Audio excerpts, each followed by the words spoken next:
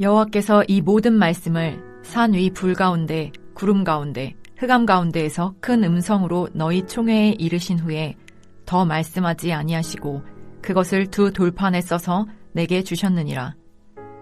산이 불에 타며 캄캄한 가운데에서 나오는 그 소리를 너희가 듣고 너희 지파의 수령과 장로들이 내게 나와 말하되 우리 하나님 여호와께서 그의 영광과 위엄을 우리에게 보이심에 불 가운데에서 나오는 음성을 우리가 들었고 하나님이 사람과 말씀하시되 그 사람이 생존하는 것을 오늘 우리가 보았나이다.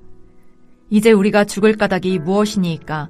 이 큰 불이 우리를 삼킬 것이요 만일 우리가 우리 하나님 여호와의 음성을 다시 들으면 죽을 것이라. 육신을 가진 자로서 우리처럼 살아계시는 하나님의 음성이 불 가운데에서 바람을 듣고 생존한 자가 누구니이까? 당신은 가까이 나아가서 우리 하나님 여호와께서 하시는 말씀을 다 듣고 우리 하나님 여호와께서 당신에게 이르시는 것을 다 우리에게 전하소서. 우리가 듣고 행하겠나이다 하였느니라. 여호와께서 너희가 내게 말할 때에 너희가 말하는 소리를 들으신지라. 여호와께서 내게 이르시되 이 백성이 내게 말하는 그 말소리를 내가 들은즉 그 말이 다 옳도다. 다만 그들이 항상 이 같은 마음을 품어 나를 경외하며 내 모든 명령을 지켜서 그들과 그 자손이 영원히 복받기를 원하노라. 가서 그들에게 각기 장막으로 돌아가라 이르고 너는 여기 내 곁에 서 있으라. 내가 모든 명령과 규례와 법도를 내게 이르리니 너는 그것을 그들에게 가르쳐서 내가 그들에게 기업으로 주는 땅에서 그들에게 이것을 행하게 하라 하셨나니 그런즉 너희 하나님 여호와께서 너희에게 명령하신 대로 너희는 삼가 행하여 좌로나 우로나 치우치지 말고 너희 하나님 여호와께서 너희에게 명령하신 모든 도를 행하라. 그리하면 너희가 살 것이요 복이 너희에게 있을 것이며 너희가 차지한 땅에서 너희의 날이 길리라.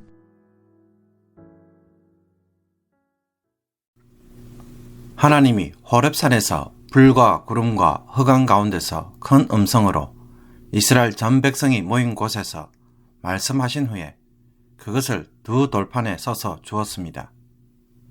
이것은 십계명이 하나님이 직접 말씀하신 말씀이라는 것이며 두 돌판에 쓰심으로 영원토록 변치 않는 말씀이라는 것을 보여줍니다. 이스라엘 백성들이 호렙산에서 직접 하나님의 음성을 듣고 그 영광과 위엄을 경험하는 엄청난 체험을 하였지만 정작 그들은 매우 심각한 두려움에 휩싸였습니다.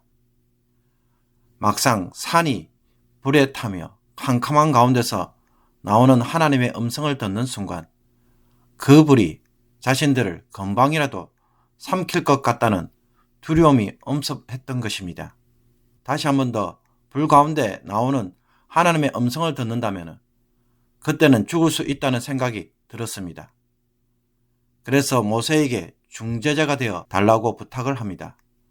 당신은 가까이 나아가서 우리 하나님 여호와께서 하시는 말씀을 다 듣고 우리 하나님 여호와께서 당신에게 이르시는 것을 다 우리에게 전하소서. 우리가 듣고 행하겠나이다. 이스라엘 백성들의 이런 요청에 대해 하나님은 옳다고 평가하셨습니다. 한글 성경은 옳게 여기다로 번역했지만 히브리 원문으로 보면 좋게 여기다, 기쁘게 여기다 라고 하는 것이 좀 더 정확한 번역입니다. 그러므로 이스라엘 백성들이 하나님을 경외하고 또 모세를 통해 하나님이 말씀하시는 것에 대하여 듣고 행하겠다는 말에 하나님은 즐거워하시면서 그렇게 한다면 그들에게 복을 주실 것이라고 약속합니다. 이 말씀을 하신 후에 하나님은 이스라엘 백성들로 하여금 각기 자신들의 장막에 돌아가게 하고 모세는 계속해서 하나님의 곁에 있도록 하시면서 나머지 모든 명령과 규례와 법도를 말씀해 주시겠다고 합니다. 그 결과 모세는 이것을 그들에게 가르쳐 행하도록 해야 할 새로운 일을 부여받게 됩니다. 하나님의 말씀을 중재할 뿐만 아니라 율법을 가르치는 교사의 역할을 감당해야만 했습니다. 그러므로 모세는 너희 하나님 여호와께서 너희에게 명령하신 것만을 전하고 가르쳐야 합니다. 그것은 모세의 말이 아니라 하나님의 명령이기 때문입니다. 여기에 모세가 다른 것을 더하거나 혹은 빼서는 안 되는 것입니다. 그리고 모세는 이 하나님의 명령을 도라고 표현합니다. 도라는 것은 말 그대로 길이라는 것입니다. 이스라엘이 걸어가야 할 길들이 바로 여호와의 명령입니다. 그러므로 이 길을 걷는데 좌로나 우로나 치우치면 어떻게 됩니까? 곁길로 갈 수밖에 없습니다. 다른 말로 다른 교훈과 자신의 생각을 따라 살아가는 일은 정도가 아닌 것입니다.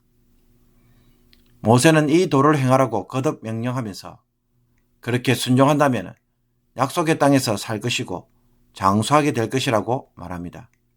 이처럼 하나님이 말씀하시는 모든 명령과 규례와 법도를 이스라엘 백성들이 지키도록 거듭 명령할 때 이 모든 말들은 명령이고 반드시 지켜야만 하는 의무 사항들로만 보입니다. 표현 자체에서 보듯 하기 싫은데 억지로 지켜야만 하는 것처럼 보이고 강제로 부과된 일로 느껴질 수밖에 없습니다. 그럼에도 불구하고 모세는 이것을 왜 도라고 불렀을까요? 이 길을 걸어가야 가나안 땅으로 들어가고 복을 받으며 그 땅에서 오래 살 수 있기 때문입니다. 하나님의 규례와 법도를 따르면 부차적으로 복을 주시는 것이 아니라 그 자체가 복이고 생명이며 살 길이기 때문입니다. 몇 년 전에 원주민 부자가 산에서 버섯을 캐러 다니다가 실종되어서 죽었다는 신문기사가 난 적이 있었습니다. 이들은 그 동네에 사는 원주민들로서 사람들이 송이버섯을 좋아하니까는 캐서 팔려고 버섯을 캐러 그 동네 산을 돌아다닌 것입니다. 그러나 자신들은 산을 잘 안다고 해서 돌아다녔지만 실제로는 산속으로 들어가면 너무나 쉽게 길을 잃어버립니다. 숲속으로 들어가면 온통 주변이 나무로 둘러싸여 있어서 방향 감각을 상실합니다. 저도 버섯을 캐어보니 길을 잃어버리는 것은 한순간이라는 것을 알게 되었습니다. 그러므로 캐나다의 산들은 GPS가 없다면 함부로 돌아다니면 안 될 정도로 굉장히 위험합니다. 버섯을 캐는 사람들도 자신들이 늘 다니던 길을 중심으로 해석해야 되지 함부로 아무 곳이나 돌아다니면 쉽게 길을 잃어버리고 마는 것입니다. 난길을 따라 걷는 것만이 자기를 살리는 길입니다. 다른 선택지가 없는 것입니다. 하나님이 우리에게 명령과 규례와 법도를 지키도록 요구하시는 것도 우리를 괴롭히거나 고생시키려고 하는 것이 아니라 그것이 생명을 주고 그것이 복을 받는 삶의 방식이기 때문입니다. 그러므로 하나님의 십계명은 삶의 방식이고 복받는 하나님의 방식입니다. 이것 자체가 은혜입니다. 해야만 하는 의무가 아닌 내가 살 수 있는 권리인 것입니다. 앞서 말한 것처럼 버섯을 캐려고 주변을 돌아다녀 보니 버섯이 보이지가 않았습니다. 누가 이미 따서 갔는지 하나도 보이지 않았습니다. 그래서 옆으로 위로 더 올라가면 금방이라도 있을 것 같아서 계속 위로 올라가고 좌우 주변을 뒤졌습니다. 그러다 보니 내가 올라온 길이 보이는 자리에서 찾아야 하는데 자꾸 더 멀리 흩어지다 보니 길이 안 보이는 것입니다. 이 길이 아닌 다른 길로 가면 더 좋은 것이 있을지도 모른다는 생각에 자꾸 걸어온 길을 벗어나는 것입니다. 그러므로 모세는 우리에게 말합니다. 제발 좌로나 우로나 치우치지 말라라고 합니다. 옆으로 눈을 돌리는 일을 하지 말라는 것입니다. 여러분, 조금 옆으로 가면 더 좋은 것이 있을까요? 그렇지 않습니다. 그 길은 생명에서 벗어나는 길입니다. 오직 하나님의 말씀을 지키는 것에서 생명을 찾고 복을 찾고 은혜를 누릴 수 있기를 바랍니다. 그러므로 오늘 이 말씀을 통해 주시는 성령의 위로가 무엇입니까? 성공을 하기 위해서는 남들보다 더 뛰어나야 하고 남들보다 더 많이 노력해야 하고 남들보다 더 일을 해야 한다고 말하지만 그러나 주님은 우리에게 다른 말씀을 하고 계십니다. 여호와의 말씀을 순종하는 데서 복을 경험하라고 말합니다.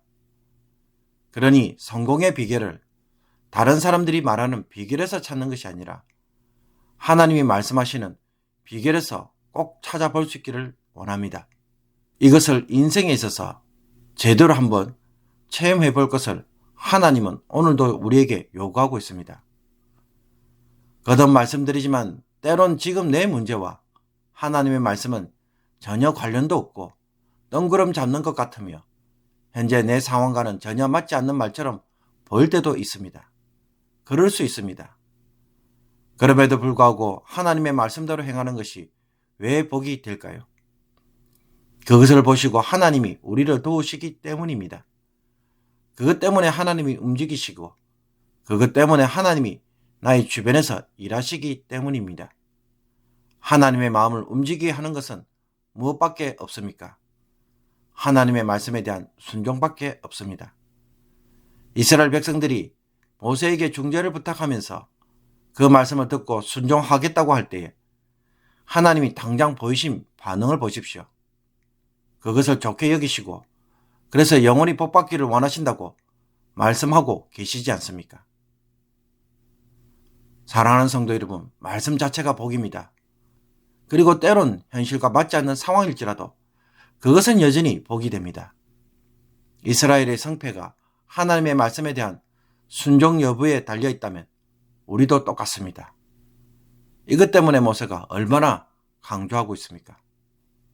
오늘 내가 직면한 문제에서 좀 벗어나서 주님을 바라보고 주님이 나에게 하시는 말씀에 대하여 귀를 기울이는 시간과 마음을 한번 가져보기를 원합니다. 여기서부터 모든 묶인 문제들이 풀려나가도록 기도를 해보시기를 원합니다. 정말 그렇게 하시는지 기도 가운데 주시는 그 음성을 듣고 순종함으로 오늘 여러분에게 삶의 문제들이 풀리는 귀한 하루가 되기를 주님의 이름으로 축복합니다.